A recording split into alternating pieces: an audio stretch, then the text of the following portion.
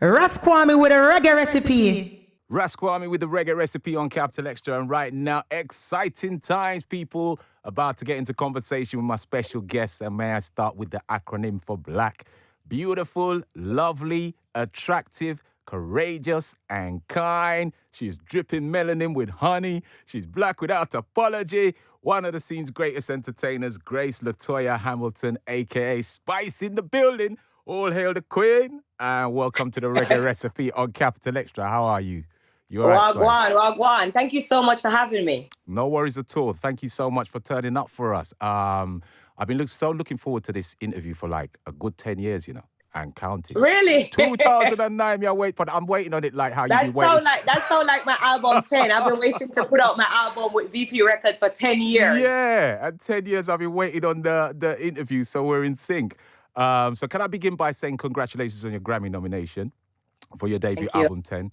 I gave it 10 out of 10 myself, and I really thought it was going to be your time this year, I really, really did so. So commiserations on not winning.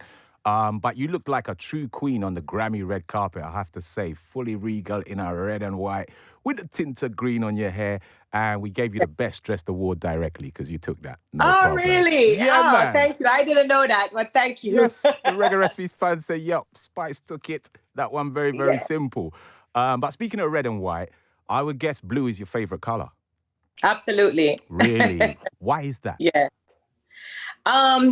When I was going to St. Catherine High School, they had colors, of course, that would, kind of identify what grade you represent or what platform you're in. So I always represent Blue Crest, and I'm always in Blue House. So I was heavy on cheering for that color blue. Right. When I become an entertainer, knowing that, when you watch your Queen of Dancehall videos, it's always like bright color hairs and stuff. Obviously, I'm going to go with my favorite color. So I started using this blue hair as a signature to represent for Spice. And I just never stopped. So over the years, I'm just known for my blue hair. Okay. Well, it's definitely collected because we're fully aware that blue is the color when it comes to Spice, like the color of the album cover for 10. Amazing. So I'm like a UK black music specialist, right? So I always try to claim a little bit of the Spice glory for the UK. I have to say it was much easier to do that in 2009, but it's 2022 now, so it might sound like I'm reaching a little bit. But we know you spent time growing up in London with your grandparents in Finsbury Park, if I'm right. Yes. And actually went to school over here. How old were you then, and how long were you actually living in the UK for?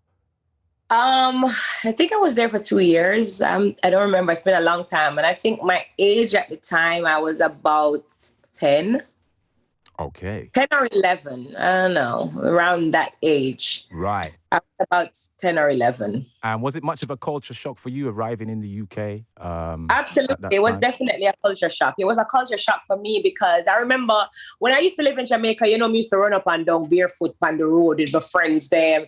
It wasn't no restrictions. There's a lot of kids in the community. So when school over, you done your homework, we have a meet up in the lane and play dandy shandy, hopscotch, all of these little kids game. When I came to England, it was so cold. Freezing cold was the first thing we noticed. So I'm like, as a child, it's like you're walking in a refrigerator. So it was definitely a culture shock, climate difference. Everything was just different. I couldn't run outside and play with kids as I used to.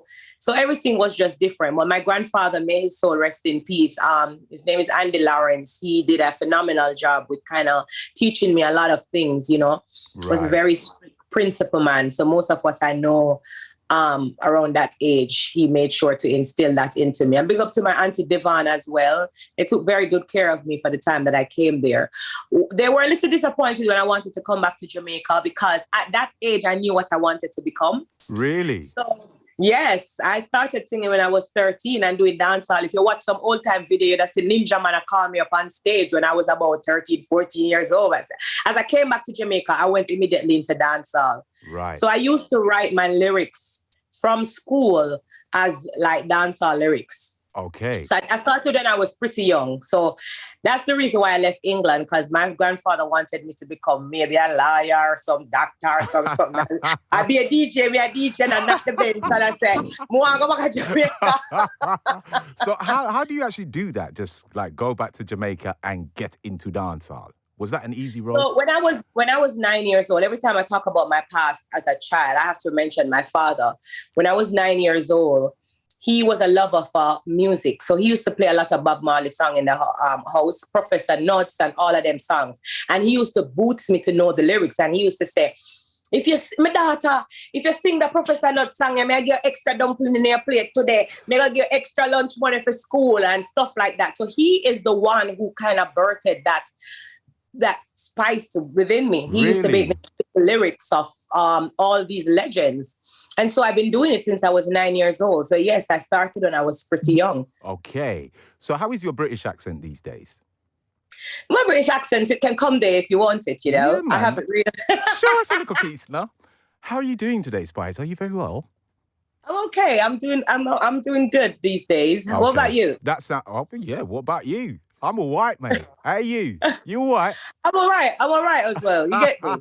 You get me? I like that one there. You got the touch. Has the UK vibes in any way contributed to your greatness, do you reckon? I would absolutely. I would definitely absolutely say so, because I remember things that I knew when at that age. It was because I traveled. It was because I had experience. It was because I could make the comparison. It was because I could, differentiate the difference. There's so many different things that I got a chance, open knowledge of when I came there. And I did a little bit of schooling there as well, which was also different for me as a young age. I was very brilliant in class. I remember at one point they wanted me to skip one grade when I came there. Because I know Jamaica teaching system kind of a little advanced. So I know we're kind of advanced further than, you understand? Yeah, man. So when I came there, I was a bit advanced. So everything in my past definitely has molded me and shaped me into the artist that I am today. I would definitely have to give, England. I always say it's my second home.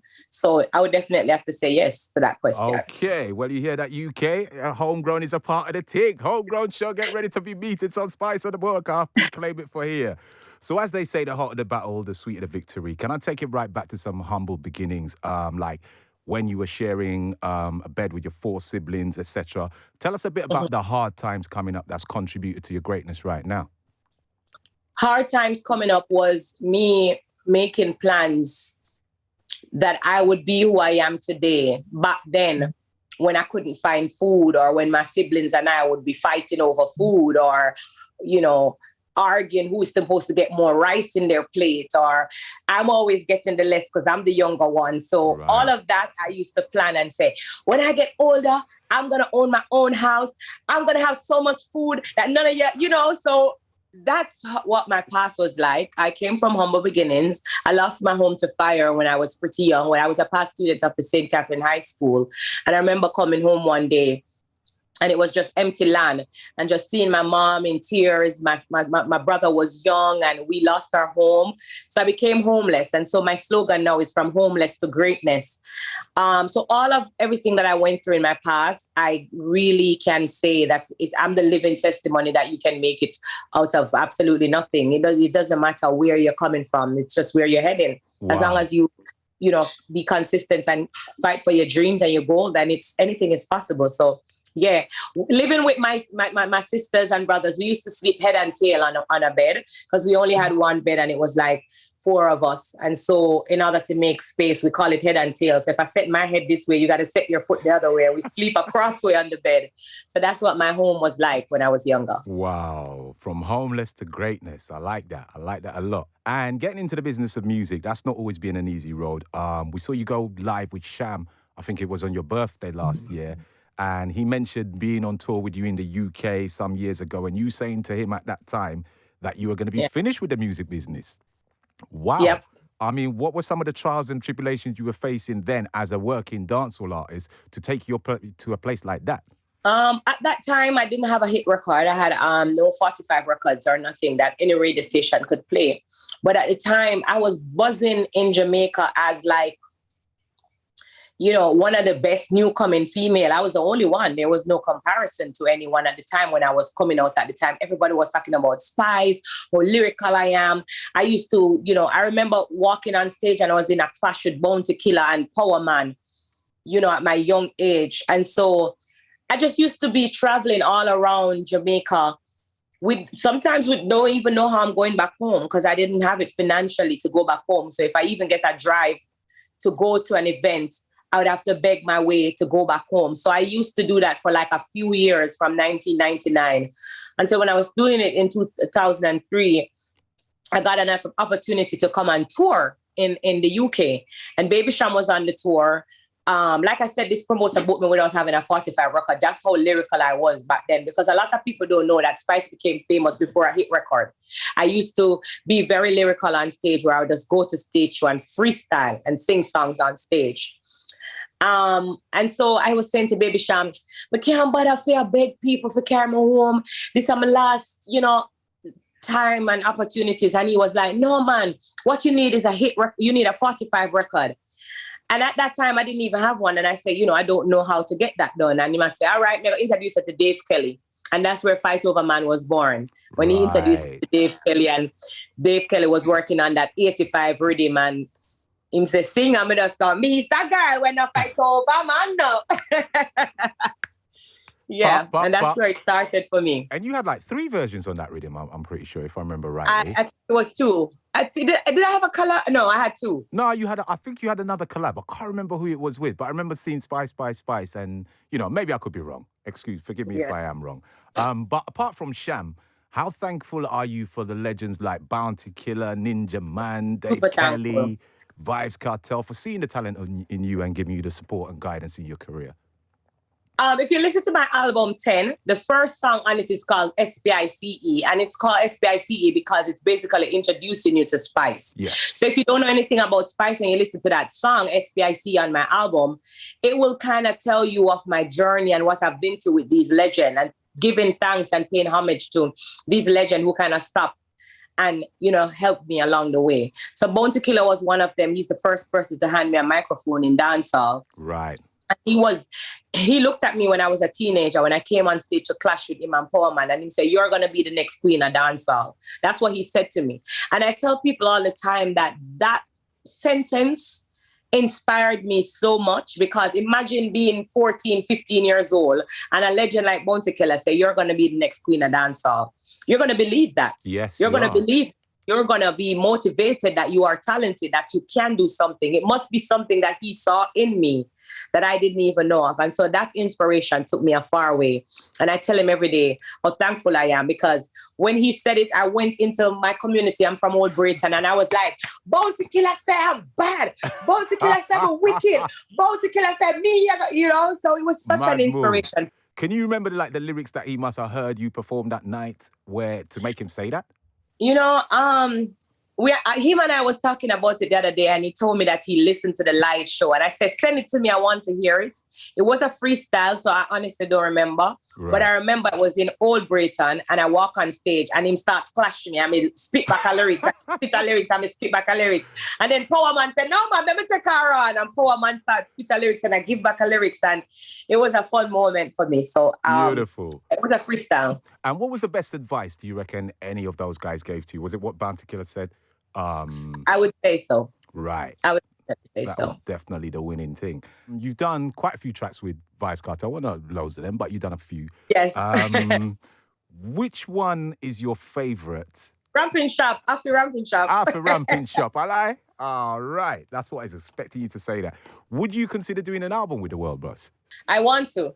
Right. It's funny how you say that, because that's something that I want to. I've approached him and tell him, say, listen, we need to do an album with, that's something that I want to definitely.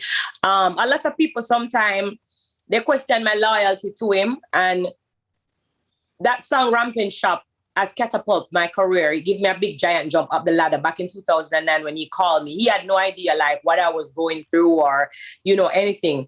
And so he put food on my table and my kids' them table. So that song Ramping Shop, it gave me that big giant jump at an international level back in 2009 when he didn't have to do it. He could have called any other female to do it. Right. Even though I call me do it. Why you think he called you then? Why you think he called you? Do you think he just saw the fire like how Bounty did? You know what? We went to a show in Guyana, and I remember when we went to the show was the whole stadium was sold out, and the promoter asked us to stay back to do a show again. Okay. So at that time, you know, him and I kind of just have similar fans because the man them in the street always rate me as a little gangster female artist, and I have a lot of female fans as well, and it was the same for him. So we have similar fan base. The two of we come from Portmore. We know each other before we got famous. You know, me know Vybz Kartel from before him got famous. Me tell him, say, him carry me in a taxi pan him lap one day. I'm not even know if you remember, but we have an Ocherio span performance, and we used to go on shows to perform before we had a name, just to make our name. So we come in from far. Right. And so I always kind of just maintain that loyalty to him, whether it's here, outside, or not. You don't know. I'm just a world boss to the end. Gaza the thing, the Gaza nation, you know? Because that Ramping Shop song, you can't talk about a collab from Jamaica and not mention it, period. True. So you're one of the scene's great entertainers, and you were performing and touring even before you started dropping singles, like you say. I've seen your live show a couple of times. I think Notting Hill Carnival, Jam Rock Cruise a few years ago.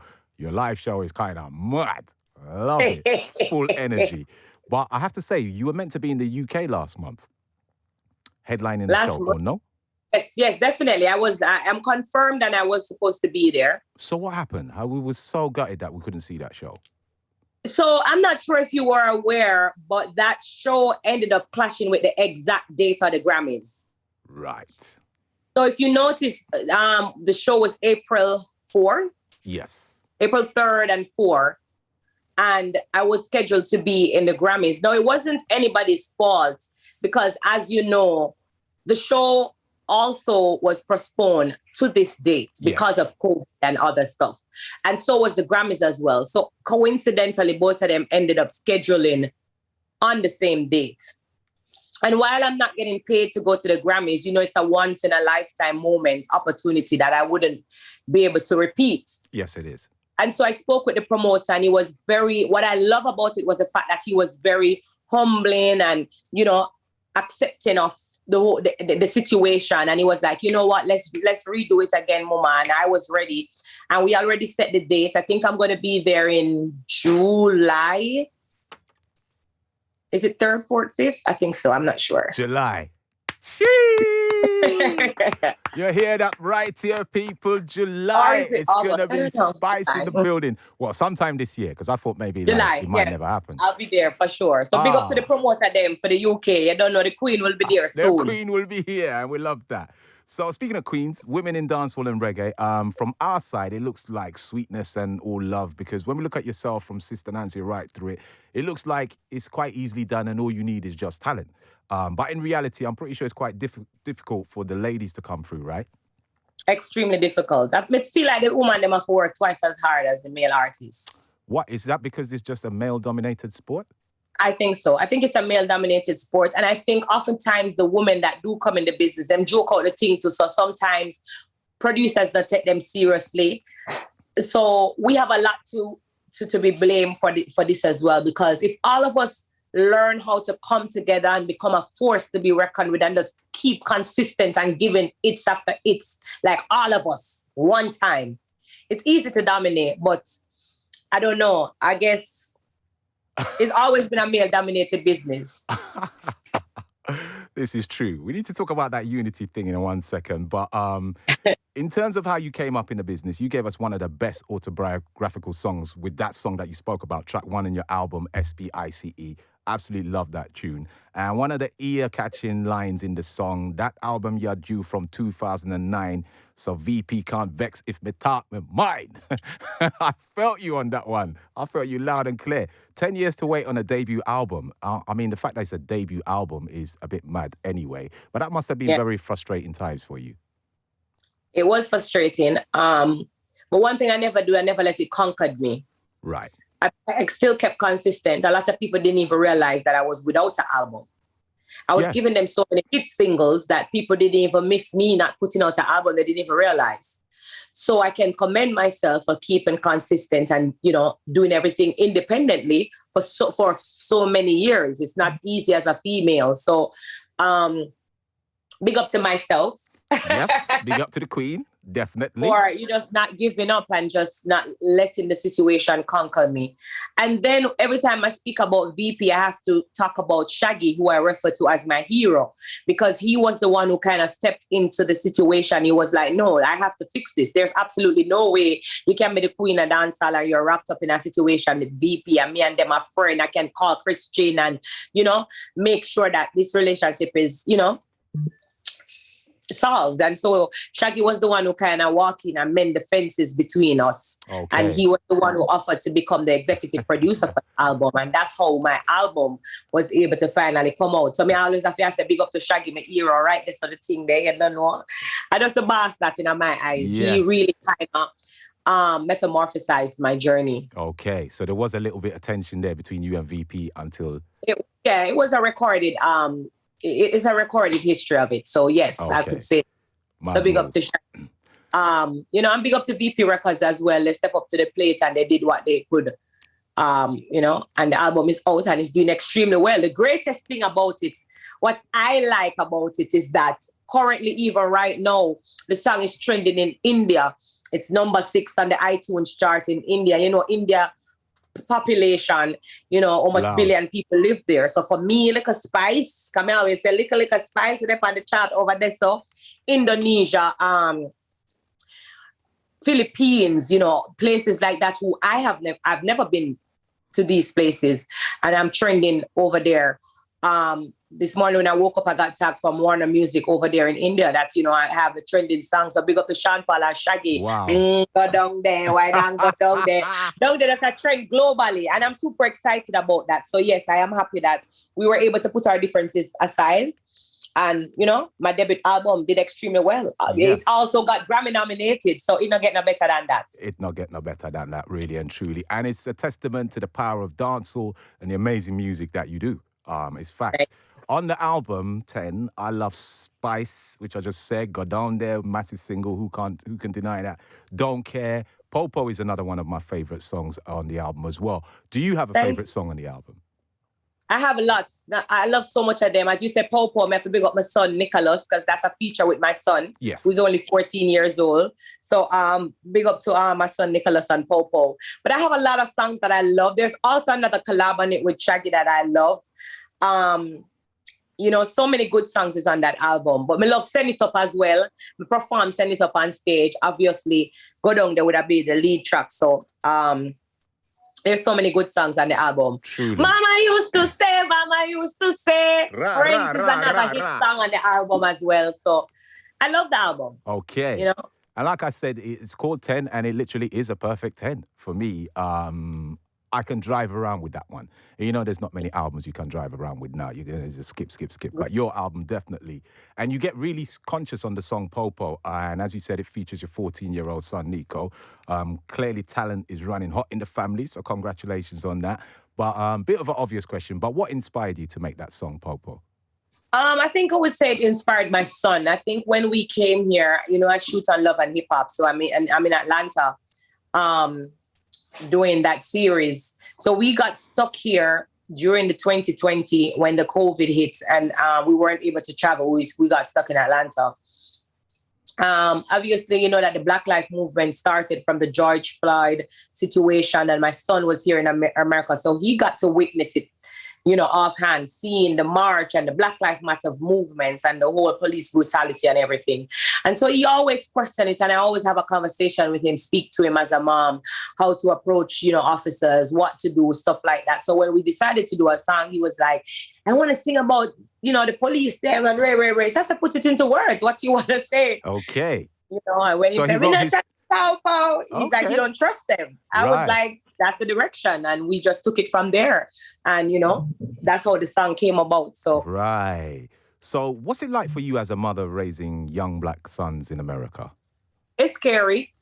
You can't deny that it's scary. I'm paranoid sometimes.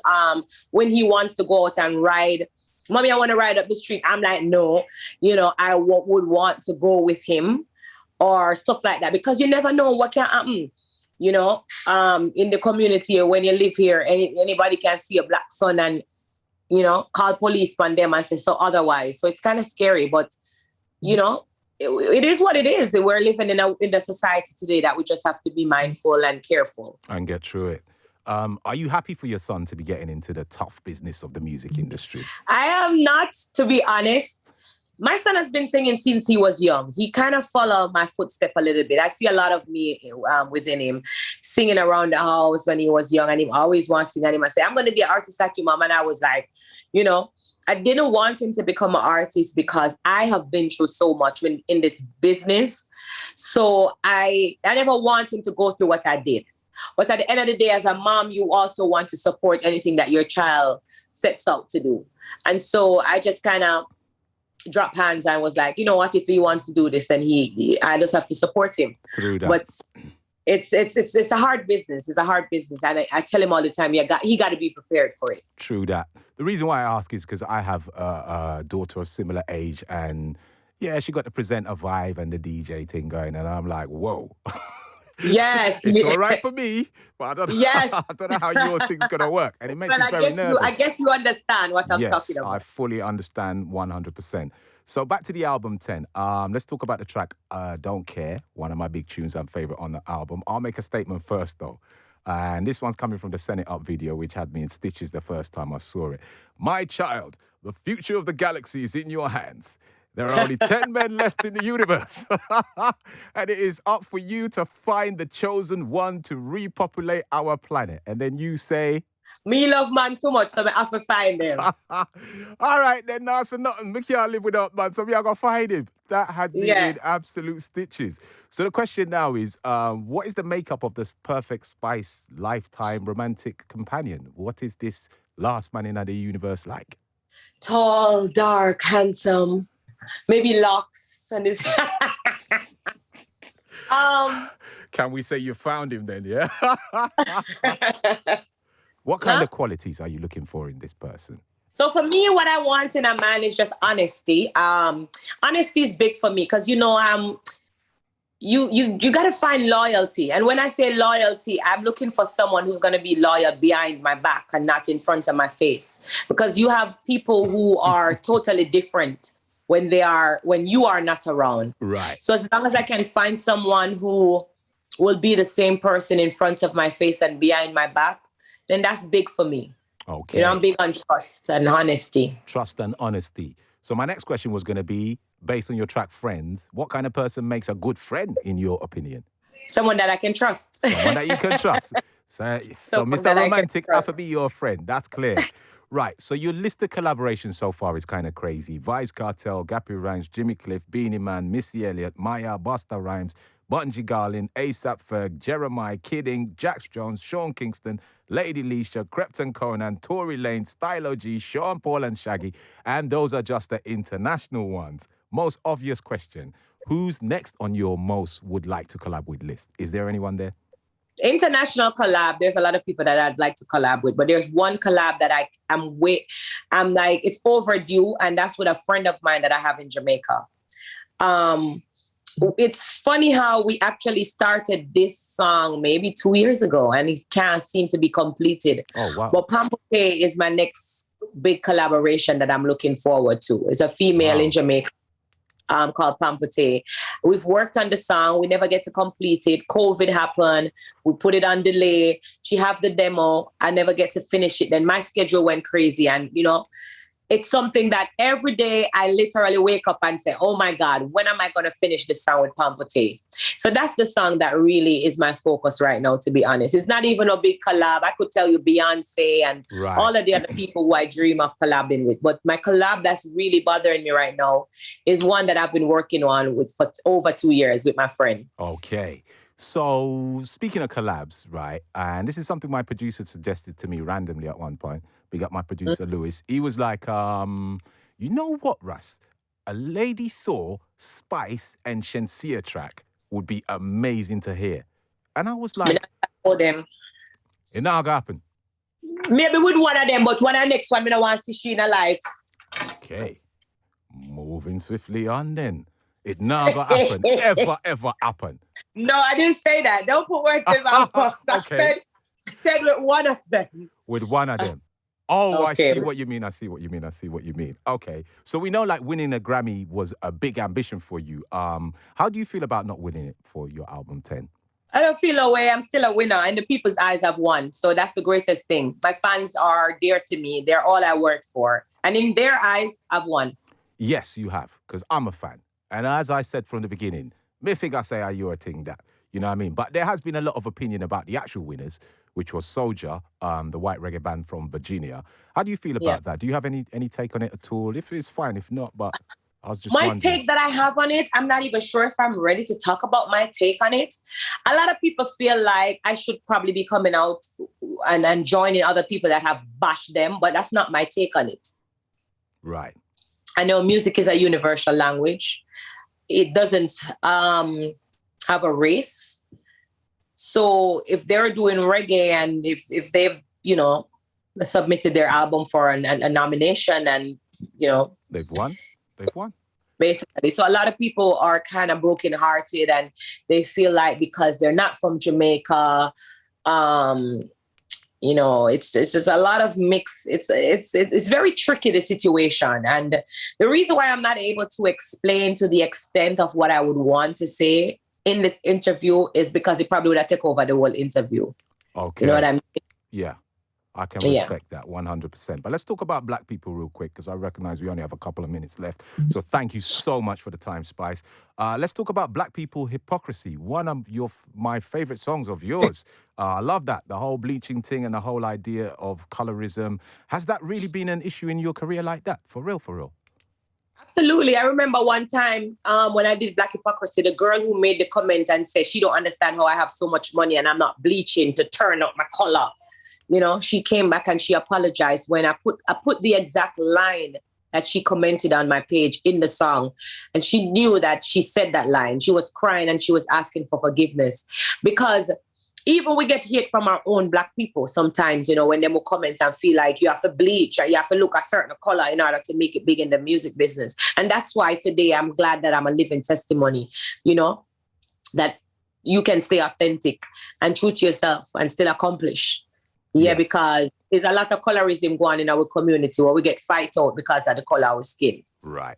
And well said by a true queen in the building. I did want to ask you a couple of things about your movements and the Grace Hamilton Women Empowerment Foundation. But unfortunately, we have run out of time. It has been a real pleasure talking to you. And we look forward to seeing you in the UK in July, right? Yes, and I can't wait. And thank you so much. This was a great interview. Thank you for having me. No worries at all. And absolutely. Would you like to send a final message to your fans in the UK, please? Shout out to all my fans over there in the UK. You're going to see me soon. You don't know. I just want to say big up to all the supporters who have been supporting me from day one because I got a lot of authentic UK fans as well. They've been tagging me, sending me videos, the dancers, them from all across the UK. Big up everybody in the UK from Manchester, Birmingham, Brussels. Brussels. Sorry, I was going to say Bristol. Brussels. the one place you don't know. So you don't know. Ends. Amazing. And shout out to my clothing brand, Grassy Noir. You don't know. Support the brand always. Support. So we like it. Bigging up the one Spice in the building. It's RASKWAME, the reggae recipe on Capital X. RASKWAME with a reggae recipe.